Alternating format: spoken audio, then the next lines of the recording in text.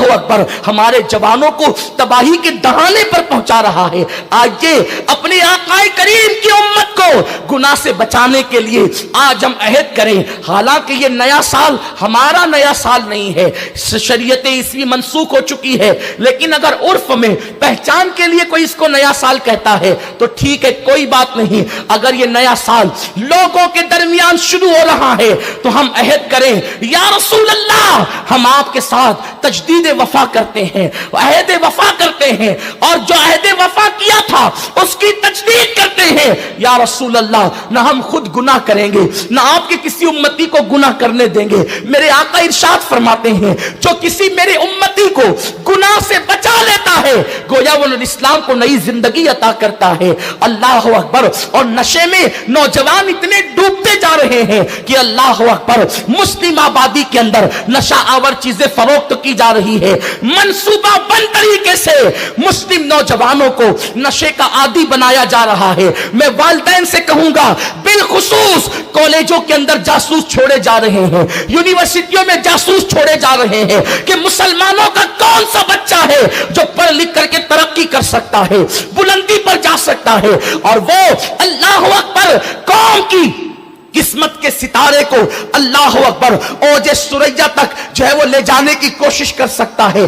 ایسے نوجوانوں کو دو چیزوں میں ملوث کیا جا رہا ہے، ملک کی دہشت گرد اور فرقہ پرست تنظیمیں ان نوجوانوں کے درمیان لڑکے بھی بھیجتے ہیں اور لڑکیاں بھی بھیجتی ہیں۔ خاص طور پر میرے جو نوجوان یونیورسٹی اور کالج میں پہنچ کر سوچتے ہیں کہ ہم نے کالج اور یونیورسٹی میں پہنچ گئے تو اب ہم گویا کہ کوئی تیسری مخلوق ہو گئے ہیں، ہمیں ان لوگوں سے کیا لینا، یہ لوم چلانے والے بیکورڈ ہیں، یہ اللہ اکبر گھریلو کام کاج کرنے والے معاذ اللہ ذلیل اور رسوا لوگ ہیں، اور وہ اپنی آپ کو بہت ہائی کوالٹی کے لوگ سمجھتے ہیں۔ یاد رکھنا، کسی مسلمان کو حقیر نہ سمجھنا، جس کو اللہ نے امت محمدیہ میں پیدا کیا یہ اس کی سب سے بڑی فضیلت ہے۔ جس کو قرآن میں اللہ نے یا ایھا الذین آمنوا کا خطاب عطا فرمایا، ان سے بڑھ کر کے وی آئی پی کون ہوگا، ان سے بڑھ کر عظمت والا کون ہوگا، ان سے بڑھ کر بزرگی والا کون ہوگا۔ میرے آقا صلی اللہ علیہ وسلم کے دیوانوں، تو میری قوم کے کچھ نوجوان اپنے آپ کو روشن خیال تصور کرتے ہیں، یہ روشن خیالی نہیں، یہ فکر کی تاریکی ہے، یہ فکر کا بودا پن ہے۔ مسلم مذہبی جوانوں سے دوستیاں توڑ کر مشرک جوانوں سے دوستیاں جوڑتے ہیں، ان کی طرح کھائیں گے، ان کی طرح رہیں گے، محلے میں آدھی آدھی چڈی پہن کر گھومنے میں فخر محسوس کرتے۔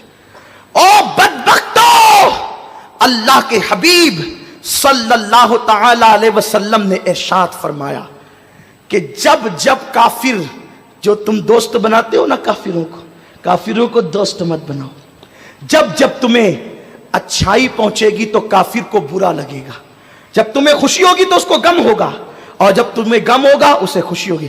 کافر کبھی مومن کا دوست نہیں ہو سکتا۔ اللہ پاک قرآن میں فرماتا ہے، وَلَن تَرْضَىٰ عَنْكَ الْيَهُودَ وَلَا النَّصَارَىٰ حَتَّىٰ تَتَّبِعَ مِلَّتَهُمْ۔ یہودی اور نصرانی تم سے کبھی یہ کفر کی دنیا خوش نہیں ہو سکتی جب تک کہ تم خود ان کا مذہب اختیار نہ کر لو۔ تم ان سے دوستی کر کے یہ سوچتے ہو ہم روشن خیال ہیں، یہ خیالات کی تاریکی ہے، تاریکی۔ اللہ رب العزت نے کافروں کی محبت اور مودت سے منع فرمایا۔ ضرورت کے مطابق جیسے کام کے لیے کسی سے سامنا پڑتا ہے بس اتنا، ان کو دوست مت بناؤ۔ دوست تو کہتے ہیں جس سے محبت کی جائے، جس سے پیار کیا جائے، اور جب دوستی ہوتی ہے تو پھر ان کے تہواروں میں بھی جاتے ہو۔ مشرکین کے تہواروں میں مسلم نوجوان جاتے ہیں اور اپنے ہاتھوں کے اندر گنڈے بندواتے ہیں، میں اس کا نام نہیں لوں گا، آپ کو پتا ہے۔ دوست کی بہن بھی دوست بہن ہو گئی اور اس کے ہاتھوں سے راکھیاں بندوائی جاتی ہے۔ یہ کفر ہے، اس لیے کہ یہ شعار کفر ہے، اس لیے فقہا نے فرمایا کفر ہے۔ حضرت مجدد الفسانی شیخ احمد سرہندی رحمت اللہ علیہ فرماتے ہیں، جو مشرکین کے تہوار میں جائز سمجھ کر شرکت کرے یہ بھی کفر ہے۔ امام اہل سنت اعلی حضرت نے یہاں تک لکھا کہ جن دنوں مشرکین تہوار کے موقع پہ مٹھائی خریدتے ہیں، ان کی مشابہت اختیار کرنے کے لیے اس تہوار کے موقع پہ جو مٹھائی خریدے گا یہ بھی کفر ہے۔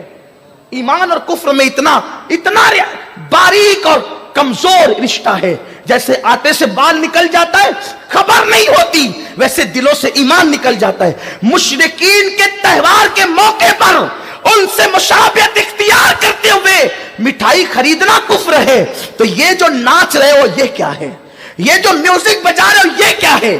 یہ جو شراب کی محفلیں سجا رہے ہو یہ کیا ہے؟ یہ جو پٹاخے پھوڑ رہے ہو یہ کیا ہے؟ ارے جو مذہب مصطفیٰ جان رحمت کی میلاد کے موقع پر پٹاخے پھوڑنے کی اجازت نہیں دیتا، وہ 31 نائٹ کو پٹاخے پھوڑنے کی اجازت کیسے دے سکتا ہے؟ جو مذہب مصطفیٰ جان رحمت کی ولادت کی خوشی کے موقع پر، حضور کی ولادت کا ذکر اس لیے کر رہا ہوں کہ مسلمانوں کا سب سے بڑا تہوار، عید سے بھی بڑا، بقرعید سے بھی بڑا، لیلۃ القدر سے بھی بڑا اگر کوئی تہوار ہے تو میلاد مصطفیٰ ہے، کیونکہ یہ میلاد النبی کی شب 1000 شبائے قدر سے افضل ہے، ایک نہیں 1000 شبائے قدر سے افضل ہے۔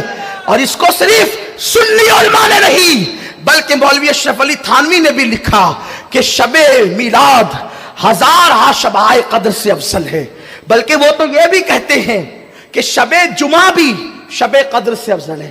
مولوی اشرف علی تھانوی صاحب اعلیٰ حضرت نے بھی اس کو لکھا کہ شب جمعہ شب قدر سے افضل ہے، امام احمد ابن حنبل کے حوالے سے۔ مدارج النبوہ میں شیخ عبدالحق نے بھی لکھا کہ شب جمعہ کیوں؟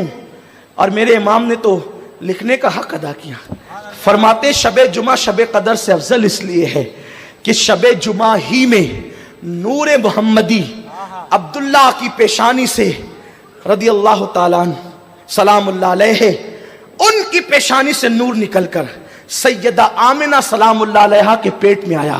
تب اعلیٰ حضرت کا قلم بھی تو قلم ہے نا، اعلیٰ حضرت فرماتے ہیں اس شب جو نعمت مسلمانوں کو ملی، اب قیامت تک یہ نعمت کب مل سکتی ہے؟ نور مصطفیٰ کا منتقل ہونا، تو نور شکم آمنہ میں آیا، وہ رات شب قدر سے افضل ہو گئی، اور جس دن وہ نور زمین پہ قدم رنجا ہوا وہ دن ساری عیدوں سے بڑھ کر عیدوں کی عید ہو گیا۔ لوگ کہتے ہیں قرآن کے اندر عید میلاد کا ذکر کہاں ہے؟ میں نے کہا پڑھ سورہ والضحیٰ، اللہ فرماتا ہے والضحیٰ واللیل اذا سجا۔ اٹھا کر دیکھ تفسیر عزیزی، اسماعیل دہلوی کا چچا لکھ رہا ہے جو ہمارا آقا ہے۔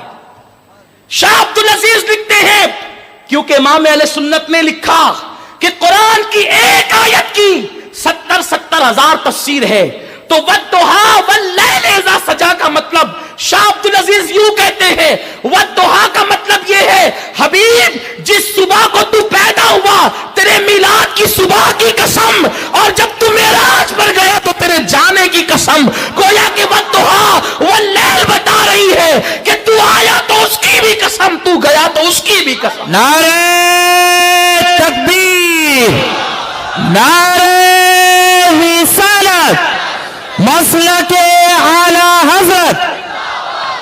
لوگ کہتے ہیں میلاد قرآن میں کہہ رہے جس کی قرآن میں اللہ قسم یاد کرے وہ میلاد کا دن ہے، عید الفطر کی قسم یاد نہیں کی، عید میلاد کی قسم قرآن میں اللہ یاد کر رہا ہے۔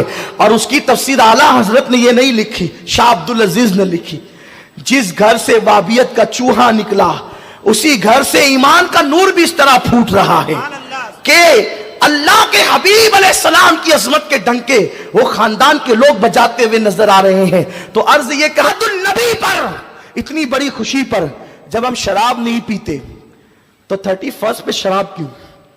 ہمارا مذہب ہمیں میلاد مصطفیٰ پہ شراب پینے کی کتنی خوشی کا دن ہے۔ ہمارے یہاں خوشی اور غم کا کی ایک حد ہے، والحافظون لحدود اللہ، اللہ کی حدوں کی حفاظت کرو، وبشر المومنین کرو گے تو اللہ تمہیں بشارت دیتا ہے۔ میرے آقا علیہ السلام کے دیوانوں، تو جاتے جاتے ایک بات بس آپ کو عرض کروں، شراب سے بچو، شراب تباہی کے دہانے پر لے جائے گی۔